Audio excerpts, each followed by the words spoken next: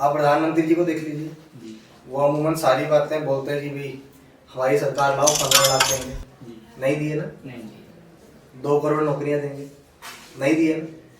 तो नेता जो होते हैं अधिकतर झूठे होते हैं। आपके जीवन में ऐसा क्या हुआ था जिसने आपके अंदर अम्बेडकरवाद की विचारधारा को जन्म दिया? कुछ तो कारण रहे होंगे। देखो गुड़िया, पहले भी कई बारी बहुत सारे इंटरव्यूज हुए जिसमें हमने बताया भी है, और हमारे क्षेत्र के लोग जो हैं वो इस बात से भली भांति वाकिफ भी है।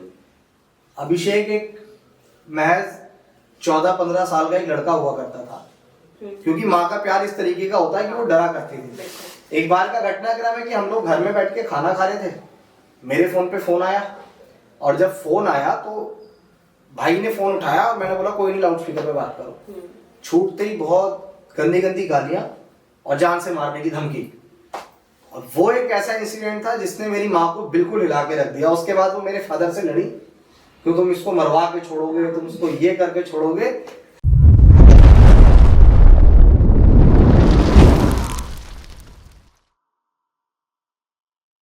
हेलो दोस्तों, स्वागत है आपका एक और नई वीडियो में, एक और नए मॉडल के साथ। तो आज हम आपको मिलाने जा रहे हैं अभिषेक जाटव जी से, जो आए दिन रोड पर नजर आते हैं गरीबों के हित में। तो बने रहिए हमारी वीडियो में एंड तक। अच्छा सर, मेरा ना आपसे पहला सवाल ये है कि अधिकतर मैंने देखा है सोशल मीडिया पर भी ज़्यादातर कि लोग ना होते हैं, जो पॉलिटिशियन होते हैं, वो लोग पॉडकास्ट नहीं देते। उसका क्या रीज़न है? उसका रीजन है कि आप प्रधानमंत्री जी को देख लीजिए, वो अमूमन सारी बातें बोलते हैं जी भाई हमारी सरकार लाओ 15 लाख देंगे, नहीं दिए ना। नहीं जी। 2 करोड़ नौकरियां देंगे, नहीं दिए ना। तो नेता जो होते हैं अधिकतर झूठे होते हैं। तो नेता इसीलिए, जो नेता पॉडकास्ट से बच रहा है तो समझ लो वो झूठा है। तो इसीलिए वो जब पॉडकास्ट में बैठेगा तो प्रधानमंत्री से कोई सवाल पूछ लेगा कि भाई आपने 15 लाख लाने को दिए थे तो क्यों नहीं दिए, तो वो क्या जवाब देंगे? कोई जवाब ही नहीं बनेगा। 2 करोड़ नौकरियों के लिए बोला था, कहाँ गई 2 करोड़ नौकरियां, तो कोई जवाब ही नहीं बनेगा। तो नेता झूठ बोलते हैं, इसलिए बचते हैं पॉडकास्ट। दिल्ली के केजरीवाल हैं, आप जानते हो, सब सारे लोग जानते हैं जो मतलब दिल्ली में रहते हैं या फिर आसपास के लोग हैं। अरविंद केजरीवाल ने मनीष सिसोदिया जो हैं उनको ज़्यादा चर्चे में रखते हैं। वो उसका भी कोई आपने क्लू निकाला या आपको क्या राय है उसके बारे में? देखिए, मैं ये मानता हूँ कि मुझे डॉक्टर बाबा साहेब अम्बेडकर, फूले शाहू, पेरियार, ललई और माननीय कांशीराम साहब की मूवमेंट से फुर्सत नहीं मिलती। जो मैं देश के और नेताओं के बारे में और सारी चीज़ों के बारे में कोई खोज निकालता है, फिर भी अपनी एनर्जी वेस्ट करो। हमारे पास एक बहुत बड़ा समाज है, एक बहुत बड़ा तबका है जिसकी लड़ाई हम लोग लड़ रहे हैं, जिनकी आवाज़ को मुखरता से उठा रहे हैं। तो मैं किसी और नेता के चक्कर में नहीं पड़ता, ना मैं किसी के बारे में कोई खोज निकालने निकलता। तो मेरे भी मन में ना बहुत सारे सवाल जो कि मैं बड़े भैया के पॉडकास्ट के माध्यम से आपके पास रखना चाहती हूँ। जैसे कि हर एक व्यक्ति प्रारंभ से शून्य ही होता है और उसके अम्बेडकरवाद की बनने की जो कहानी होती है वो भी बहुत अलग होती है। आपके जीवन में ऐसा क्या हुआ था जिसने आपके अंदर अम्बेडकरवाद की विचारधारा को जन्म दिया? कुछ तो कारण रहे होंगे। देखो गुड़िया, पहले भी कई बारी बहुत सारे इंटरव्यूज हुए जिसमें हमने बताया भी है, और हमारे क्षेत्र के लोग जो हैं वो इस बात से भली भांति वाकिफ भी है। अभिषेक एक महज 14-15 साल का एक लड़का हुआ करता था जो अपनी गली में साइकिल चला रहा था। और जब वो अपनी गली में साइकिल चला रहा था तो एक गाड़ी निकलती है फॉर्च्यूनर, और वो हमारे एरिया के कुछ ऐसे लोग होते हैं जिनके अंदर जातीय दंभ भरा होता है। उस दौरान उस लड़के को शायद ही उस जातिगत भेदभाव की कोई समझ रही हो, लेकिन वो एक इंसिडेंट, जब वो गाड़ी फॉर्च्यूनर आती है और मेरे बगल में पड़ोस में एक आंटी है, तो उनकी बाइक खड़ी हुई थी, उनके घर पे कोई था नहीं। तो जब वो फॉर्च्यूनर आई तो वो रुक गई, तो उन्होंने बोला कि ये बाइक किसकी है, और जब उन्होंने बोला कि भाई ये बाइक तो हमारी, ये तो हटाओ इसको, तो उस आंटी के घर में तो कोई था नहीं, तो वो हटाती कैसे? तो वो चाबी लेके आई और उसने बोला कि बेटा तुम हटा दो। हाँ। इतनी बात सुनते ही जाति सूचक गालियों के साथ उसने एक बाइक में लात मारी, और लात मारने के बाद वो लोग वहां से निकल गए। उस दिन मुझे पहला इंसिडेंट पता लगा, जिसके बाद मैंने खुद अपने फादर से ये पूछा कि पापा इस तरह का घटनाक्रम आज हुआ, तो आखिर ये क्या है? मेरे जीवन में सबसे महत्वपूर्ण, मेरी संघर्ष की कहानी में सबसे महत्वपूर्ण जो शख्स है वो मेरे पिता हैं, क्योंकि मेरे पिता ने ही मुझे इस मूवमेंट के बारे में भली भांति समझाया, क्योंकि वो खुद फ्री ऑफ कॉस्ट इस मूवमेंट का प्रचार प्रसार करते हैं गाने के माध्यम से, रागनी के माध्यम से। लेकिन हालांकि उनको लोग इस तरीके से पूरे देश में नहीं जान पाए, लेकिन जब हम घर से उस दौरान जब हमने सीखी तो मैं अपने पापा के साथ जाया करता था फ्री ऑफ कॉस्ट, जहाँ पे रागनियाँ चलती थी, गाने चलते थे, मुझे मेरे पापा साइकिल पे बैठा के ले जाया करते थे। और जो लोग थे वो कहते थे कि भाई बच्चे इनको साथ क्यों लेके जा रहे हो, तुम लोग इनको क्या गाने बजाने में डालोगे, पढ़ाई लिखाई करवाओ, ये सारी चीजें करवाओ, बच्चों को कुछ पढ़ाओ, इन सारी चीजों से दूर रखो। तब मेरे पापा ने कहा, ये उन लोगों को ये जवाब था कि अगर हम अपने बच्चों को लेके नहीं जाएंगे या हम अपने बच्चों को नहीं बताएंगे कि मूवमेंट क्या है, जब मंचों पे वो हमारे साथ जाएगा बैठेगा तभी तो वो सीखेगा कि महापुरुषों का आंदोलन क्या है, विचारधारा क्या है। और उसका निष्कर्ष निकल के ये आया कि जब अभिषेक मंचों पे जाता था, पीछे बैठा रहता था, तो धीरे धीरे मैंने माइक पकड़ना सीखा। और आज पूरा देश और समाज के लोग जानते हैं कि आज अभिषेक कितने बेहतर तरीके से लोगों को समझा सकता है। तो मेरे फादर का जो विश्वास था मुझ पर, उस विश्वास ने एक आंदोलनकारी को, या आज मैं कहूँ कि एक क्रांतिकारी इस शख्स को तैयार करने में पिता की बड़ी भूमिका रही है कि उनका विश्वास मेरे ऊपर। तो जैसे कि बड़े भैया, आजकल के जो इंडियन यूथ है, स्पेशली हमारा बहुजन समाज, अगर वो परिवर्तन के मार्ग पर चलता है तो उसके घर के सबसे पहले उसको रोकते हैं, क्योंकि ज्योतिबा फुले जी ने भी कहा था कि अगर कोई परिवर्तन के मार्ग पर चल रहा है तो विरोधी सबसे पहले घर के फिर समाज के बनेंगे। तो आपके साथ ऐसा नहीं हुआ, क्योंकि आपको पिताजी ने फुल सपोर्ट किया है इस चीज के लिए? मैं ये मानता हूँ, देखिए वर्तमान समय में अम्बेडकरी आंदोलन एक ऐसा आंदोलन है कि तलवार के धार पे चलने के बराबर।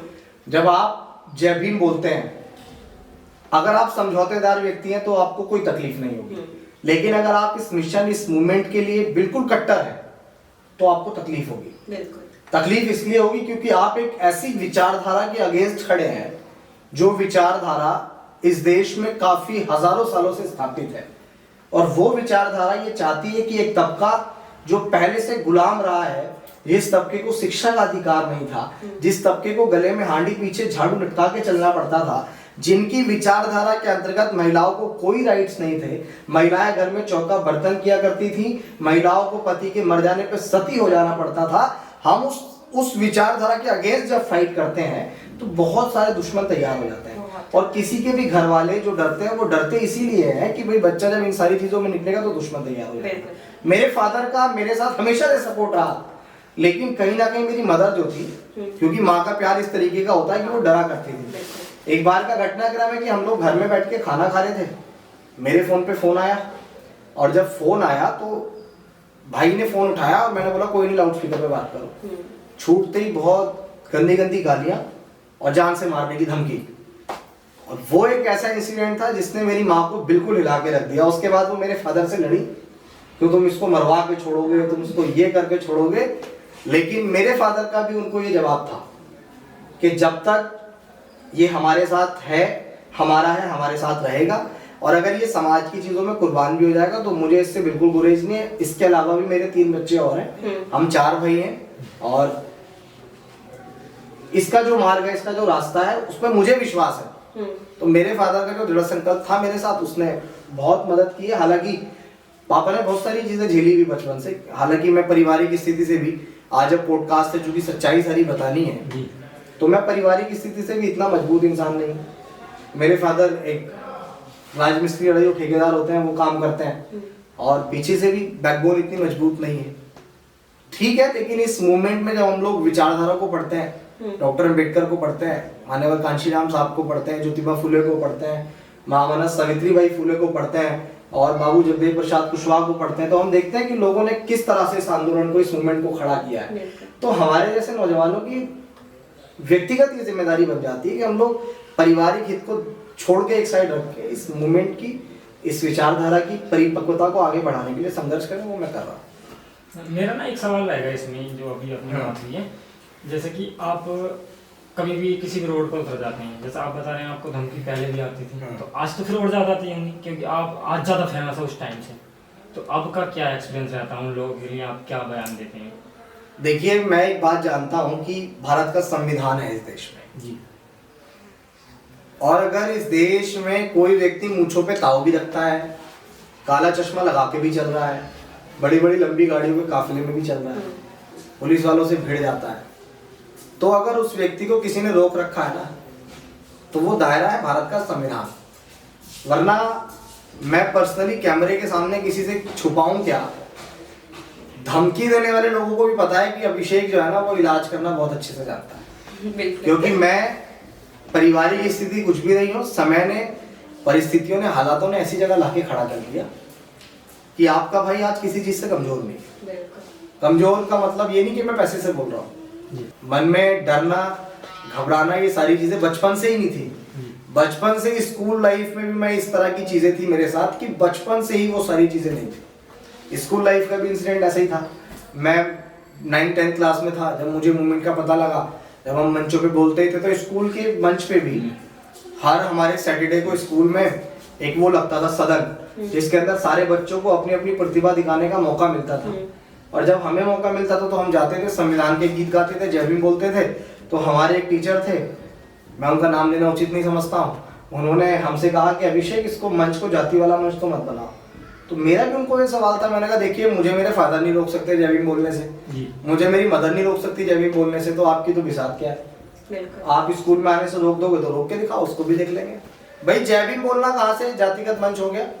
जय भीम मतलब जिसने मुझे शिक्षा के राइट दिए, जिसने मेरे लिए शिक्षा के द्वार खुलवाए, जिसकी वजह से मैं पढ़ पा रहा हूँ, बोल पा रहा हूँ, सारी चीजें कर पा रहा हूँ, उसका नाम लेना जातिवाद है, तो इस जातिवाद को मैं खुल के करूँगा। आपको एक शक्ति कहाँ से मिलती है जो अक्सर लोग दुनिया देखती है, जैसे कि आप किसी भी पुलिस वाले से भर जाते हो, डीएम से भर जाते हो, एसडीएम से मतलब किसी भी सरकार से आप डरते नहीं, तो वो शक्ति आप कहाँ से मिलती है आपको?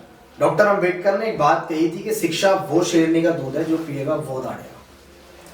तो अगर हिम्मत मेरे अंदर लड़ने की आई है तो वो है शिक्षा, वो है समझ, वो है महापुरुषों के आंदोलन को पढ़ के ये सबक लेना कि आंदोलन किस तरह किया जाता है। आप हमारी जो मतलब यूथ है इस टाइम, उसके लिए शिक्षा के बारे में क्या कहना चाहोगे? क्योंकि हमारी ये यूथ है ना अभी थोड़ी पीछे है शिक्षा के मामले में, है बहुत लेवल तक आगे, लेकिन अभी और पीछे जितनी जा रही थी मुझे लग रहा है कि अब पीछे फिर जाने लगी गाँव के लोग, तो उसको क्या कहना चाहोगे? मैं ये कहना चाहता हूँ, देखिए सबसे पहले मेन क्या है कि हमारा यूथ जो है ना, यूथ से साथ साथ उनके जो परिवार वाले हैं, मैं उनके परिवार वालों से ये कहना चाहता हूँ और आपके पॉडकास्ट के माध्यम से कहना चाहता हूँ कि अभिषेक कोई 4 हाथ पैर वाला नहीं है। अगर अभिषेक जैसा शख्स अगर समाज को मिल पाया तो उसमें सबसे बड़ा हाथ जो था, मैंने बार बार बताया, फादर का हाथ था। ऐसे ही और बहुत सारे फादर्स को और सारी मदर्स को अपने बच्चों पर विश्वास दिखाना पड़ेगा। और ये सच्चाई है कि जब बच्चा घर से बाहर निकलता है, जब पता लगता है कि भाई बाहर जाएगा जेल ना हो जाए, पुलिस से भिड़ रहा है कोई बात ना हो जाए, दुश्मन तैयार हो रहे हैं, आजकल सरकारें ऐसी कि एनकाउंटर करवा रही, तो डर तो लगता है। लेकिन मेरा ये मानना है कि किसी भी बदलाव को लाने के लिए जो लोग सामाजिक बदलाव के लिए लड़ते हैं, जो लोग देश के अंदर सामाजिक भाईचारा लाने के लिए लड़ते हैं, अगर वो लड़ते लड़ते शहीद भी हो जाते हैं, मरना तो आदमी को एक दिन है ही, अगर वो लड़ते लड़ते शहीद भी हो जाते हैं, तो मैं ये समझता हूँ कि आपका, आपके घर का, आपके परिवार का, आपके समाज का नाम एक उच्च लेवल तक पहुंच जाता है। आप इसमें शहीद आजम भगत सिंह को देख लीजिए, महज 23 साल की उम्र थी। 23 साल की उम्र के अंदर वो एक व्यक्ति मतलब किस मुकाम तक अपनी उस लड़ाई को लेकर गया कि वो 23 साल की उम्र में मतलब आने वाले न जाने कितने युगों तक वो व्यक्ति अमर हो गया। कैसे? जब उसने बलिदान दिया देश के लिए। तो बलिदान देने वाले लोग मरते नहीं हैं, वो लोग अमर होते हैं। डॉक्टर बाबा साहेब अम्बेडकर कोई हजारों साल थोड़ी जी के चले गए हमारे बीच, लेकिन उनके कार्य ऐसे थे कि उनके कार्यों ने, उनकी की हुई मेहनत के साथ लगन ने, उनके संघर्ष ने आज हजारों लोग उनके नाम लेने वाले तैयार कर दिए। क्या डॉक्टर बाबा साहेब अम्बेडकर जब तक सूरज है, चांद है, सितारे, क्या वो मर सकते हैं? नहीं। क्या उनके जो मदर थी, उनके जो फादर थे, क्या मैं उन लोगों को नहीं जानता हूँ? क्या जब तक डॉक्टर बाबा साहेब अम्बेडकर के संघर्ष को हम लोग पढ़ रहे हैं, उनके माँ बाप भी तो जिंदा है। हाँ। तो अपने बच्चों को अगर आप सामाजिक लड़ाई के लिए भेजते हैं और कोई क्षति, कोई दुर्घटना हो भी जाती है, हालांकि इस लड़ाई में मैं भी तो चल रहा हूँ, जब हम आगे बढ़ते हैं तो समाज साथ भी देता है, सारी चीजें करता है। मैं अपने नौजवानों को सिर्फ इतना कहना चाहूंगा, अपने भाइयों को इतना कहना चाहूंगा कि बिना फालतू वाली हाई हुल्लड़ और गैंगस्टरगिरी दिखाने में कुछ नहीं रखा। जब तक आपके पास शिक्षा नहीं होगी, एजुकेशन नहीं होगी, एजुकेशन आपकी लाइफ में फर्स्ट प्रायोरिटी होनी चाहिए।